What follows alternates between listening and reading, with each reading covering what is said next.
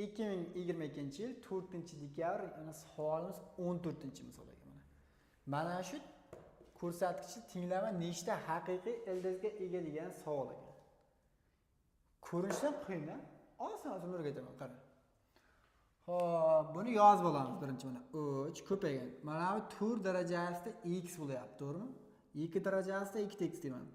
Plusdan 2 ko'paygan mana 25 darajasida x bo'lganda 5 darajasida 2x deb belgilashga kirsak, teng ekan 5 ko'paygan. Mana 10 darajasida x da 2 darajasida x ko'paygan 5 darajasida x deymiz. Endi e'tibor beramiz, bitta belgilash kiritamiz mana. 2 darajasida x da qanaqadir a deb belgilash kiritaman. Xo'p, ketdi.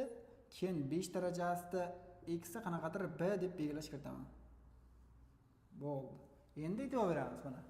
3 ta a ni kvadrati plusdan 2 ta nima b ni kvadrati teng ekan 5 ko'paygan.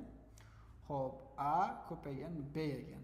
Bo'ldi. Demak, 3 ta a ni kvadrati minusdan 3 ta a b plusdan 2 ta b ni kvadrati minusdan 2 ta a b teng ekan 0 ga. Bo'ldi mana. Mana 5 ta buni b yoqqa o'tkazsam minusdan 5 ta bo'ladi. 2 taga bo'lib qo'ydim. Endi e'tibor ber mana. 3 ta a ni chiqarsak, qovusdan tashqariga a minusdan b qoladi. Plus 2 ta b ni chiqaraman qovusdan tashqariga. 2 ta b ni chiqarsak b minusdan a qoladi. Endi qara. Mana ikkalasi bir xil bo'lishi kerak. Mana bu yerdan yozaman. A minusdan b deyman. Mana buni minus qilib qo'yaman, bo'ldi. Teng ekan 0 ga. Umumiy ko'paytirish sifatida buni chiqarib ketaman mana. Demak, a minusdan b ni chiqarib ketsam, ko'paygan 3 ta a minusdan 2 teng ekan 0. Endi ko'paytma 0 ga teng bo'ldi degani har biri 0 ga teng bo'ldi degani. Demak, birinchi holatni qarayman, a miz teng bo'lgan ekan b ga, ikkinchi holatni qarayman. Xo'p, 3 ta a teng bo'lgan ekan nimaga? 2 ga teng bo'lgan ekan. Mana shu holatni qarayman.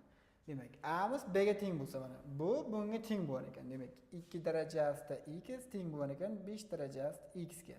Bu degani 2 taqsim 5 ni x-inchisi nimaga teng bo'lgan ekan?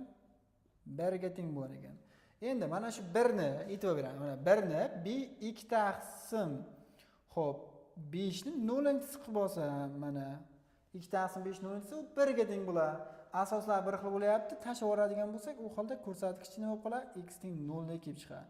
Demak, bitta ildizda x teng 0 bo'lgan ekan. Endi mana buni endi hisoblaymiz. Mana ketdi. 3 ko'paygan a deyapti. Ana o'rniga 2 darajasida x ni qo'yaman. Teng ekan nimaga? Xo'p, mana bu 2 ta b bo'lishi kerak edi. Mana 2 ta b ekan, adashmas. 2 ta b.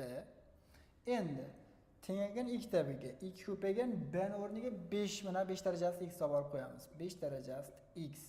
Mana shuni hisoblaydigan bo'lsak, endi yozamiz buni.